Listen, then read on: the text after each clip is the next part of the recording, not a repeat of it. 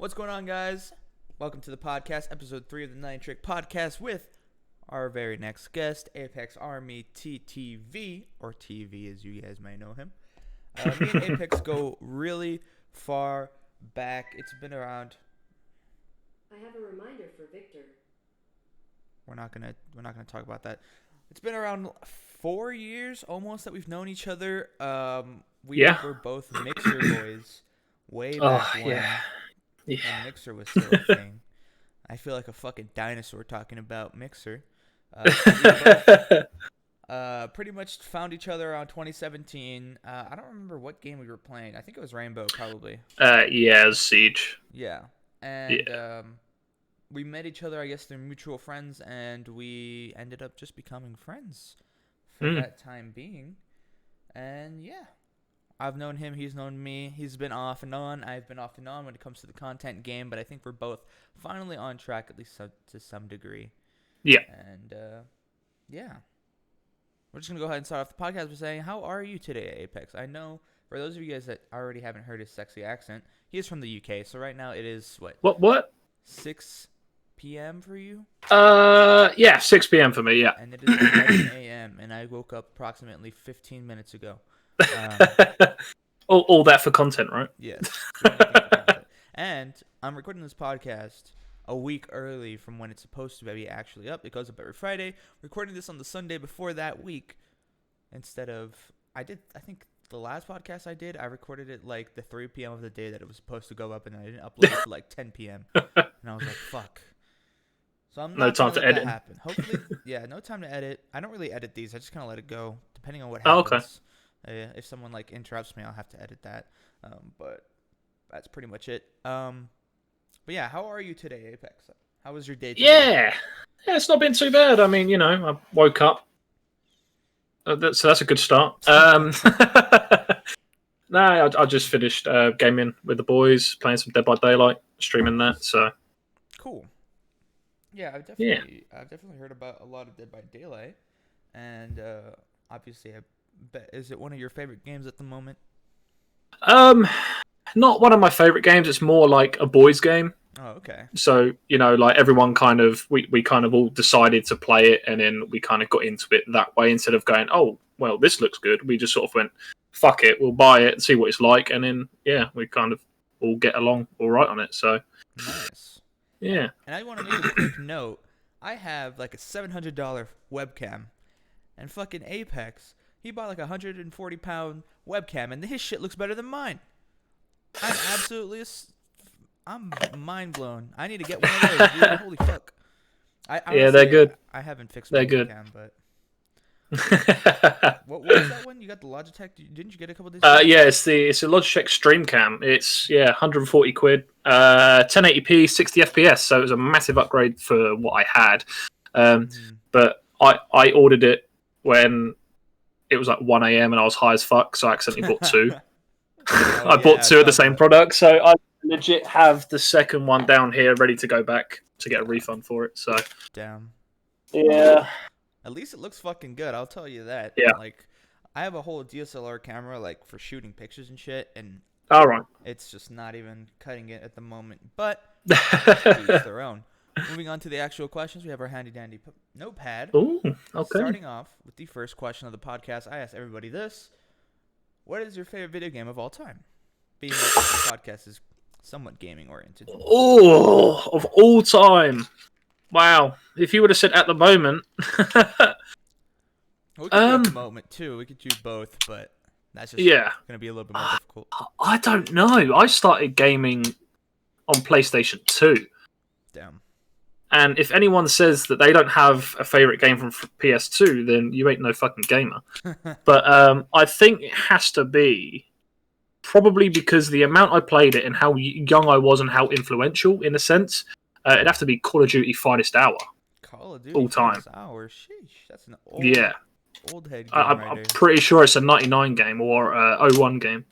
It's old. It's 01. Yeah. Finest Hour was before Big Red or after Big Red? Yeah, it was before Big Red. Big Red was 99, so yeah, 01 probably. But damn, that's insane. That's your favorite game of all time. No Call of Duty it's game has come close to it. Oh, I mean, everyone is gonna either hate me or kind of respect my decision, but Call of Duty Ghosts is kind of up there as well, simply because of how Call of Duty went after Ghost. Like Ghost got shat on a lot because of obviously the shot to kill was so the time low. to kill was really fast. Yeah, exactly. And then obviously the fucking jetpack, it basically turned into jetpack joyride, as far as I could tell. And I kind of gave up playing COD after that. Yeah, I don't blame you. But yeah.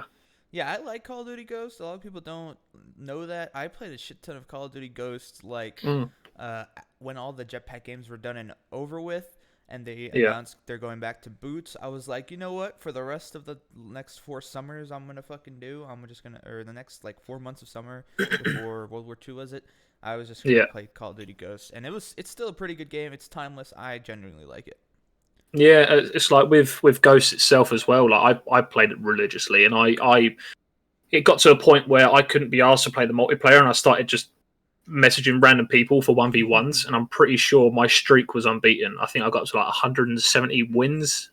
God damn, that's a lot. Yeah, I mean, and I used to go easy after I had like 10 kills on people. It was I don't understand where the fuck my good game skill has gone. I've gone backwards, and I don't know how, but there you go. Yeah, I've seen some of your Rainbow Six content as of late. Anyway, we'll get back to that later. Okay, all right. Anyway, so what is your favorite game at the moment? Phasmophobia, hands down. Phasmophobia. I've played that game like when it was super popular, like 3 months ago. I know it's kind of slowed down, at least Twitch numbers at least, and that's just because they haven't released that much new content. Well, it's not like he has a whole team. It's one guy. True. Yeah, it is one. It's one guy, you know, and he's doing so fucking well. Yeah, definitely. Like seriously, it's such a solid game. And I've only recently started jumping into the horror stuff. Yeah. I never really liked the idea of it, but obviously with the multiplayer stuff, it's just I don't know. I think it's if you can experience the terror with other people, it makes for funny moments. So definitely, there you go. I think that's one of the big genres that I think hasn't been touched yet, and Phasmophobia is like one of the first ones. I'm honestly surprised that he hasn't like grown a team, being that game is so successful. Because like, if you look at all the horror games, like Alien Isolation, I know is super popular. All the Resident Evils, Outlast, very popular games. I feel like they're really good content-wise and really good scare-wise, but the fact that you're alone it plays a big part into the whole experience. But if you can experience it with other people, it makes it 10 times more funnier and 10 times more replayable. That's it. I mean, there's no real replayability with a lot of the horror games out there. You know, you got stuff like the older stuff like Amnesia. Like, don't get me wrong, I would love to play that, but they're still full price, like 5, 6, 7 years down the line, and it's sort of like, come on. But like Outlast, like you say, it's single player, and there's no real replayability with team. So once you get scared once, and then you're pretty much never gonna get scared again. Compared to Phasmophobia, there's so many like different avenues you can take, like a ghost finding, I guess. I mean, at the moment, like me and the people that I play with, we are getting slightly bored of the game because it is very repetitive. But we are adding our own custom games into it, kind of thing. Like we set a certain amount of objectives. Like for example, at the moment, we did like something called Last Man Standing. It's sort of like you go in there and you drain your sanity, and the ghost will then try and kill you. Now it's your job to try and hide and stay alive, the last, basically. So it just adds a different kind of thing to the game. You know, it kind of rebirths it in a way. Yeah, and that sounds honestly pretty fun. I'm honestly surprised a lot more people haven't thought of it, but that's a pretty good like mini game, especially because it's like an open world type of game structure. I think like Outlast and like Resident Evil. When I'm talking Resident Evils, I'm talking more like the first person ones, because Phasmophobia is first person. I know there's only one, Resident Evil 7, but I feel like even those games, they feel open world, but like they're very linear compared to Phasmophobia, where you can go into every single room inside of a 50-room complex or some shit like that. Yeah. You know? But yeah, that's it. Definitely a fun game, Phasmophobia is. Moving on to our next question, we're going to talk about your past in gaming. You kind of already touched a little bit onto your PS2 playing. Did you play anything before that? or was that pretty much the first? I mean, I'm pretty sure I had a couple of like I don't know if you would have had them in America, but they were like third party kind of consoles. Like they were like yay big, and they would take like 4 AA batteries to go into it, and that's the power. And then you'd get like the 3 leads, like the red, yellow, and thing goes in the back of the So we are going back like many years ago, and it used to have like Sonic on it and everything like that. But I don't know if it was like, I don't think it was an authentic product. I think it was sort of just like a third party product that had these games on it. But that's as far back gaming wise that I could think of. Then it kind of went, PlayStation 2 was after that. What was after PlayStation 2? Well, I think I had a PSP for my 10th birthday. I think it was. I mean, I'm pretty sure like everyone had a PSP at one point. Yeah, I'm pretty sure if you were like in the gaming sphere, at least every that was like the next big thing compared to like a Nintendo. Yeah, that's it. And then I never really enjoyed Nintendo. I don't know myself, but from the PSP, I went to the 360 and then the one. So it's console wise, it is quite a short journey. And of course now I've got a PC, so full matured PC gamer. I like it. Yeah, with a dying graphics card. We'll get into that soon.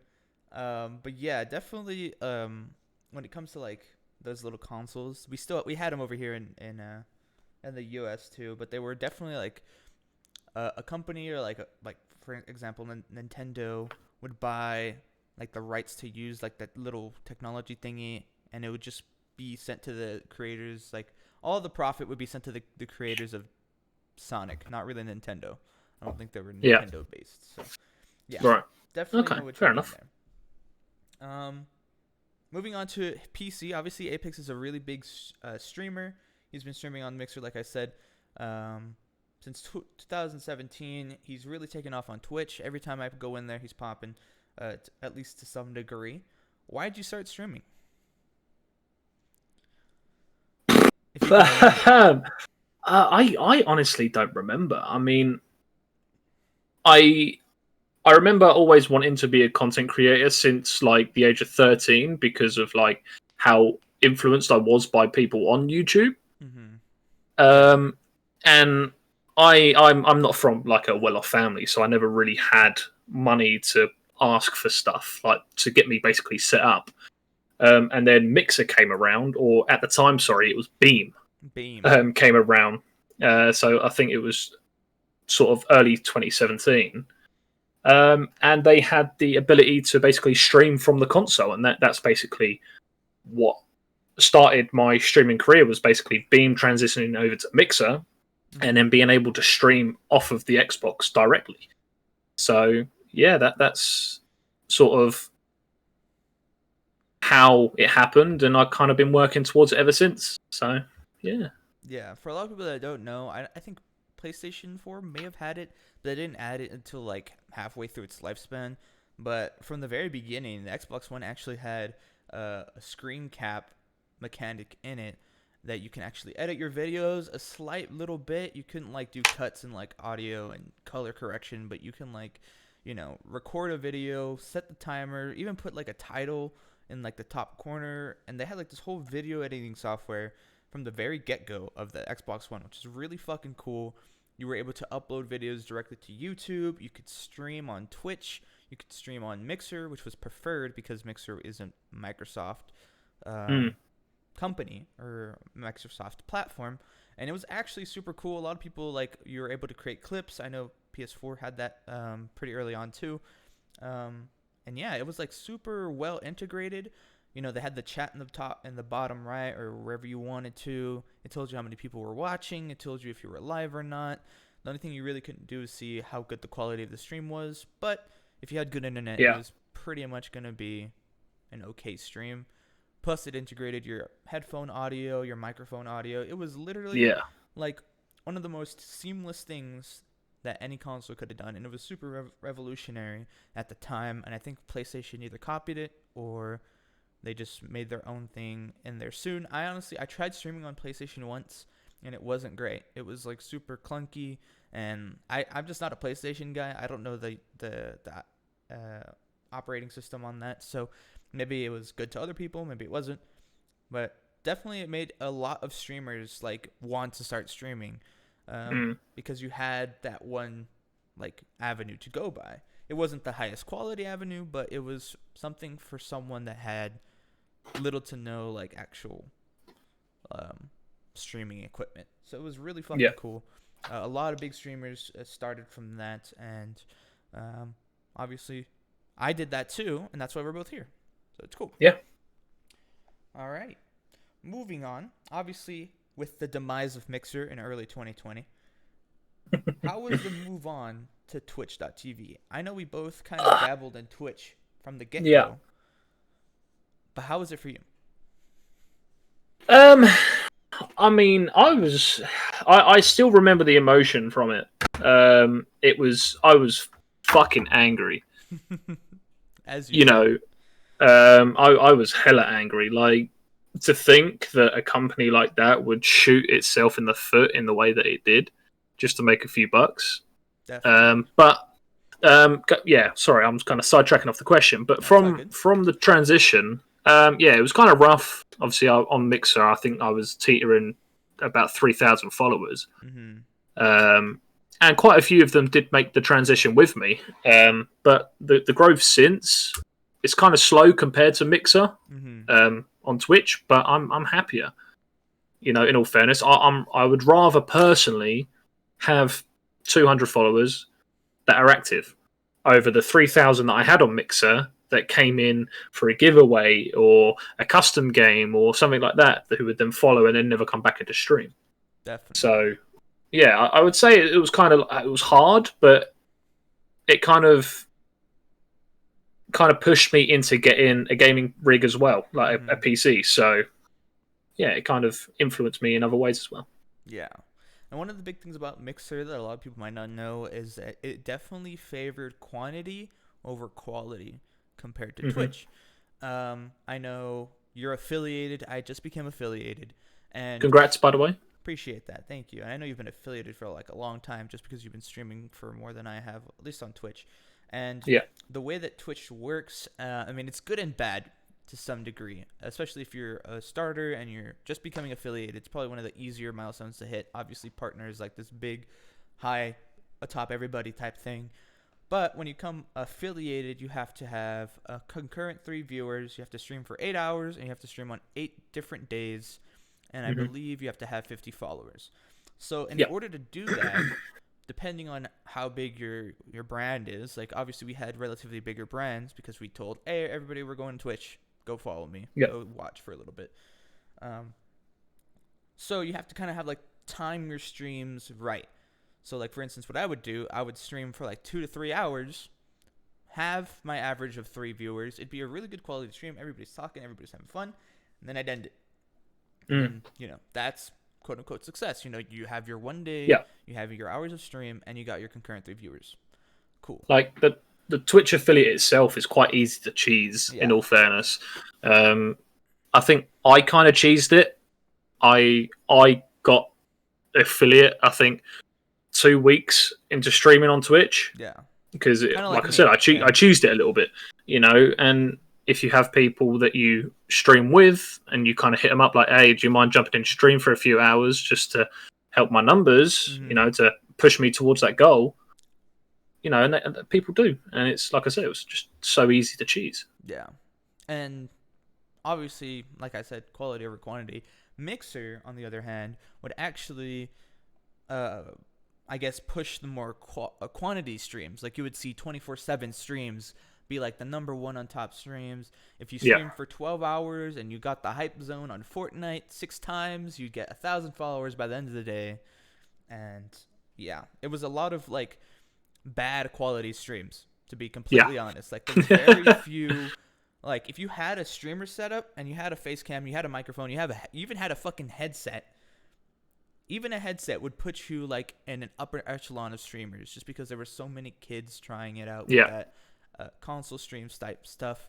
And it was just an oversaturation of bad content, and you really had to search to find that diamond in the rough, and Mm. I'm glad at least both of us got a chance to be that diamond in the rough, at least for a little bit before we Yeah. turned down hill. But yeah, I would say that it was definitely a difficult transition. Mixer didn't have that many amenities that Twitch does, like sub badges. I mean, they had sub badges, but like they didn't have like that tiering of sub badges. They didn't Yeah, have I mean, emotes, at least at the very beginning, mm.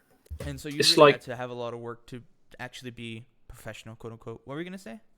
yeah, sorry. Yeah, no, like Mixer itself didn't really have like an affiliate scheme. Mm-hmm. Like up until the end, when you had something called like Embers, or I think it was called Yeah, Embers, Embers. where it So was like bits. basically like Mixer's equivalent of bits and Mm-hmm. cheers and stuff like that. But that was their affiliate. You know, like on Twitch, like the affiliate, you can get subs, you can sub badges, you unlock pretty much, as far as I'm aware. You know, you compared to Mixer, like an affiliate is basically a Mixer partner in a way, Yeah. because you unlock so much stuff straight away. Yeah. Whilst on, you know, Mixer, the affiliate scheme was Embers, Mm-hmm. so there wasn't really much to work towards. Yeah. I mean, Mixer did do some good things. Like they had the stickers and stuff that Twitch didn't have, that Twitch copied. Yeah. In my honesty, they copied them better because they weren't Mm, like site wide. For example, you can go into a 24/7 stream, get a shit ton of sparks, and then use it on someone else's stream. Compared yeah. to Twitch, where each individual channel that you visit has its own amount of points. So, like if I go Yeah. to your channel, I have 3,000. If I go to someone else's that I've never seen before, I have 1,000. Compared to Mixer, Mm, where I had like a million sparks just for being on the website watching anybody's stream that I could spend on anybody's thing. So yeah. it kind of prioritizes the platform rather than a single creator, kind of like Twitch does. So I think that's a good idea, or at least Yeah. good part on Twitch. But yeah, definitely it was difficult. I know, like you said, it was difficult. It was difficult for me too, and I think we both got our feet somewhere in the dirt, so we're good. Yeah. As of then, alrighty. So I know that for a while you took a little bit of a break from content and streaming as a whole. I think the entirety of last year. I could be wrong. I honestly was not paying attention to much of your content back then. Fucking thanks, mate. And, and I know Yeah. living arrangements has been quite difficult for you to organize when it comes to actually incorporating gaming into your living arrangements. Do you have anything to say about that sort of stuff? Yeah. So obviously I started streaming obviously in 2017. And I think, like you said, I think it was about March or so. Mm-hmm. Now I think it was 2019. I think maybe 2018.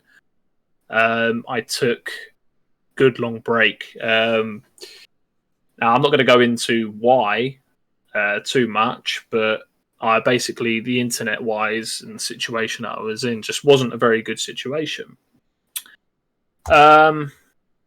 And obviously I took a break and it kind of resolved itself, but I didn't really want to get back into streaming. Mm-hmm. And then I think I started streaming again for a little bit, and I don't know, I kind of lost love for it at the time. I think I was in a dark place mentally. And again, I took another break until I found someone who basically wanted to start streaming themselves. You know, and I basically encouraged them, and I natured them into becoming, you know, a small content creator, and it gave me hope again. You know, it kind of like, oh, you know what, I can give this a go. You know, kickstart everything. So yeah, that's basically addressing. I think total, I think it was about a year break, with everything put together. So Yeah, I yeah. remember me and Kian and Blue were like Vapex Predator. I don't know, did you start your own vape company? Because it literally sounded like you did. Or like a vape juice company. No. I'm a manager of a vape shop. Oh, okay. It's practically Yeah. the same thing. Well, I run the joint, so yeah. Yeah. So me and Blue and everybody was like, he just went out and started his own vape company. What the fuck? And Nah, I can't leave the boys like that. yeah. And we were really we're happy that you were at least, employed somewhere other than KFC. So that's good. Hey. Alrighty. Moving on to like, I guess, a different question regarding like the living situation. How is the streaming ecosystem in the UK? Because I know over here in the US, obviously, you have little kids putting on their first grade papers. I want to be a gamer. I want to be ninja when I'm older. Is that like something a lot of kids or even young adults even try to pursue in the UK? I mean, like, my parents have always been sort of like, get a job, get your grades, do this, do that, So I think when they found out that I create content, I don't think they were so happy about my life. I mean, I've got a job anyway. I'm in a full-time job, so it's sort of like this is a hobby at the moment. But like people my own age as well kind of were like, oh, you're a weirdo, you're a geek, you play computer games and all this shit. And I'm like, fuck, what do you mean? Like, I never understood. What the fuck do you do? What, you go out and get drunk and do drugs? Exactly. Go on then.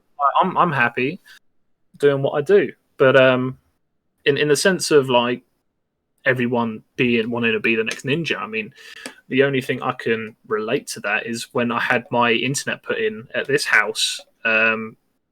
The engineer was actually a gamer himself, which was quite cool. It was a nice conversation that we had. But he was like, oh yeah, everyone seems to be starting up their streams recently because of the lockdowns and stuff like that. And I was like, oh, okay, that's interesting.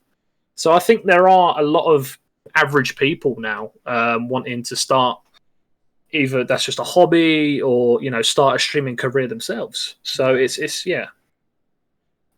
the only information really that I've had from the outside world, if you like, that everyone and their mum wants to be a streamer. So yeah, that's definitely good. I know over here, I think gaming has been more mainstream, at least console wise and stuff like that, a little bit longer than it has in the UK. I'm sure. Like, would your dad have a fucking Xbox as his main console? Probably not, right? You're wrong. Oh, really? He would? Yeah, you're actually wrong with that one, brother. He's got an Xbox One. Oh, okay. Yeah. Never mind then. Yeah. But like when I think about it, I don't know why I was making that assumption that like I feel like more UK lads are more old school. At least like the older populace is probably not going to adopt gaming as easy as like over here, where if you're above the age of like 20, almost all the time you're at least going to know what an Xbox is, have one in your house, something like that. So yeah, definitely. I'm glad that it's growing. I know that there's like a bunch of content creators over there. Sidemen are like the biggest fucking thing in the world. There's some other content creators over there too. So I'm glad it's actually getting bigger over there as well. I mean, I know it's always been big, but it's getting to like America's out. I mean, but compared to America, like the content creators over here, they're not great. Yeah. in all fairness, like yeah, they don't have. Like, you got the Sidemen. I think they're great. I love the Sidemen. I love all of them. I watched KSI since like 2013, so I've always been a big fan of all their stuff and what they do. But like their friends like Calyx and all that stuff, it's sort of like, how did you become a content creator? Did you just sponge off your friends basically? Like I'm not trying to be horrible or anything, but yeah. Yeah. I mean, it's just it's not on the same level at all.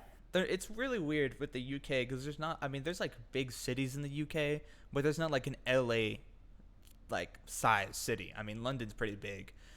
I mean, I'm pretty sure like LA is probably like half the size of the fucking England itself anyway. Exactly. That's what I was about to fucking say, yeah. Yeah. And there's not like these massive like, just areas to like have so many content creators. But yeah, definitely a good thing. Alrighty. Moving on to one of our final questions here. What is your favorite stream moment? And was it on Twitch or was it on Mixer? My favorite stream moment. I would personally say I know there's a good few copies of this streaming moment. Was when I received a £150 donation. God damn. It was a big moment for me simply because it was quite a big content creator who I supported for a number of years, who came in and basically Dang. did it. And I wasn't in the best of places mentally.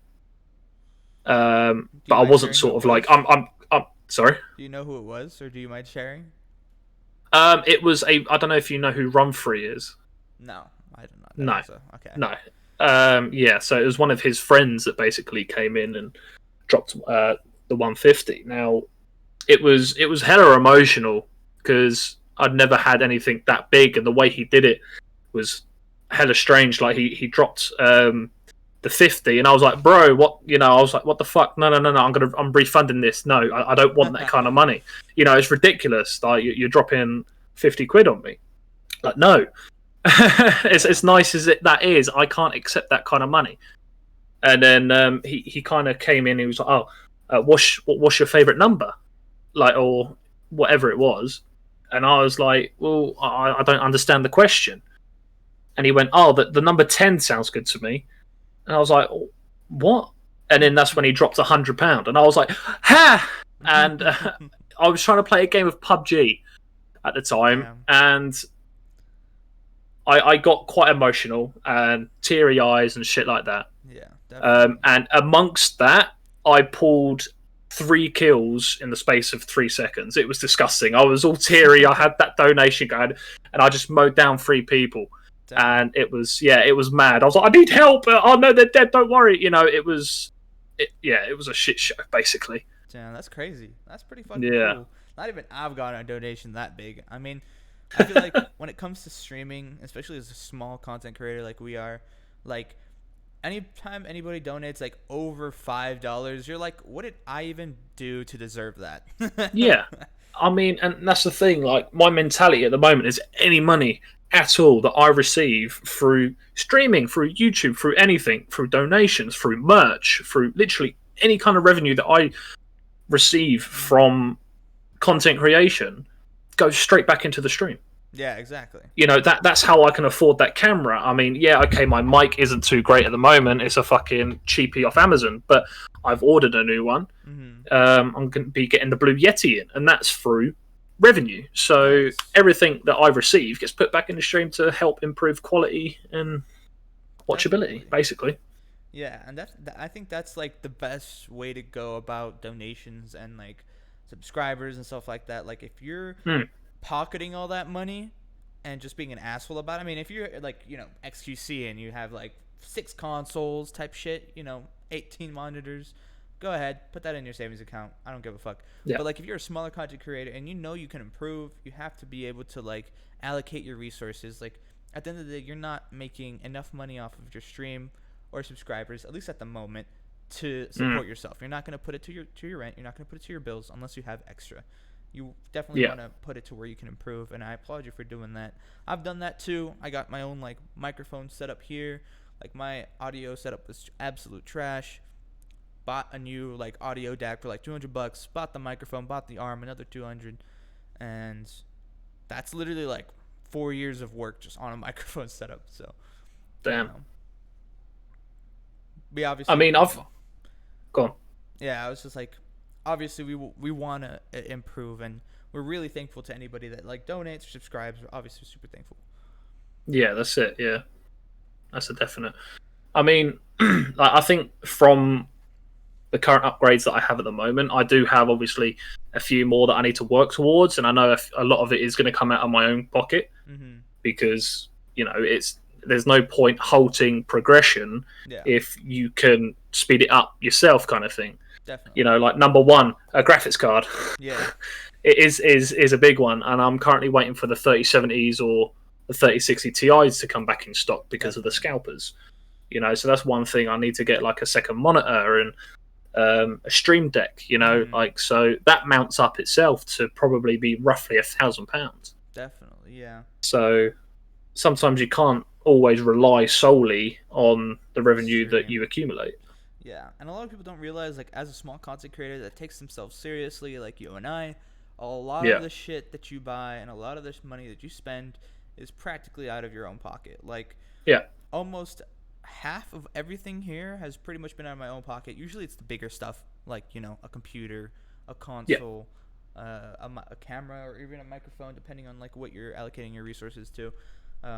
So you're pretty much almost at a deficit almost every single time until you either become like popular in some like fashion, or you become partnered and you can actually like rely on stream to pay for your shit. So it's like when you talk somebody for having like a shit PC or a shit computer or a shit monitor or shit microphone, I mean, you have to realize like you're not paying for it. We are. Yeah. We're gonna pay for what's in our price budget, you know. And exactly. some people are obviously more fortunate than others in certain circumstances. So if you're so rich and have all this money and you know what's a better microphone, go ahead and use it, motherfucker. Good luck. Yeah. Hey, here's my address. You fucking buy it. Yeah, exactly. Here's my Amazon wish list. Go ahead. Alrighty. And we're going to go ahead into our last question. I think this has probably been the best podcast so far. You're actually personable. No offense to the last two people I had on. But it's a lot of do I know these people? Probably not. Maybe. Do you remember Red? Oh, yeah, I remember Red. Yeah, of course. Yeah, I mean, he was pretty cool, but, you know, he's a quiet guy. Anyway, last question of the podcast. Who inspires you to create content? Whether it's someone from the past, someone now. Okay. Yeah. Obviously, I touch base on obviously enjoying KSI's content since 2013, and obviously the rise of basically YouTube itself. Now, there are a few other people, realistically, that I used to watch daily. And one of them was Syndicate. Syndicate. Syndicate. And at the time, I think he was just starting his like Minecraft project series that ended up having like 1,000 episodes to, or whatever it was. But yeah, like that, him solely, and watching him on Twitch as well, basically inspired me, to do what I do. You know, and I actually dropped a dono to him the other day and kind of basically thanked him for doing what he does and how it's inspired me and how it's kickstarted what I'm doing. And knowing that he read that and the way he responded as well was kind of quite heartwarming for me. You know, but yeah, that's basically it. You know, two main people really. I know I'm probably forgetting a few things, but yeah, definitely. Yeah, and I know like we've obviously made a bunch of streamer friends in the past that have either grown bigger than us or have unfortunately fallen off or just completely quit content. And we've obviously taken a bunch of like motivation and like inspiration from those people, from what they were doing, what they wanted to do, what they ended up not doing, and just being able to like really like live up to it and put it in your own way so you're not completely copying like a fucking KSI video or some shit. I mean, it's very difficult to do that, obviously, but you know, making your own content is just like a really good outlet for your creativity, and I think you're doing a great job with it so far. Your stream's fucking amazing. Guys, make sure to follow him and all his social medias. I will make sure to put his Twitch channel. Go subscribe if you have a Twitch Prime, or if you have the means to. Go follow at the very least. He is in the UK, so you're going to have to find GMT times. So wake up super early, or if you're in the UK already, what are you fucking doing? He has a YouTube account. I know he makes a bunch of YouTube videos on. He has a Twitter account he never uses. He has It's a dead platform. I'm sorry. You can still use it for exposure. It's where all the old people live, bro. It's all about Instagram. Yeah, go follow his Instagram, VapexPredator42. No, it's not that. The actual link will be down in the description. Do you have anything else? TikTok, fucking OnlyFans? No. TikTok was always cringy for me. I never really bothered. People were like, "Oh, can you follow my TikTok?" No, I fucking can't. I'm sorry, but no. OnlyFans, yeah, I have one of them. If you want to see my, no, I'm joking. I don't have one of them. ApexPix.ttv. But yeah, so. Awesome. So I've got Instagram, YouTube, Twitch, basically. They're the three. It'll all be in the top links of the description, as well as the link to the previous podcast, as well as my social medias. So thank you, Apex. I really appreciate you for stopping by. Thank you. No worries. Thank you for having me. I know your stream's about to pop off right now. And I will be going live soon. I'll let you get to it. Thank you all so much for watching. Catch you guys next one. Peace.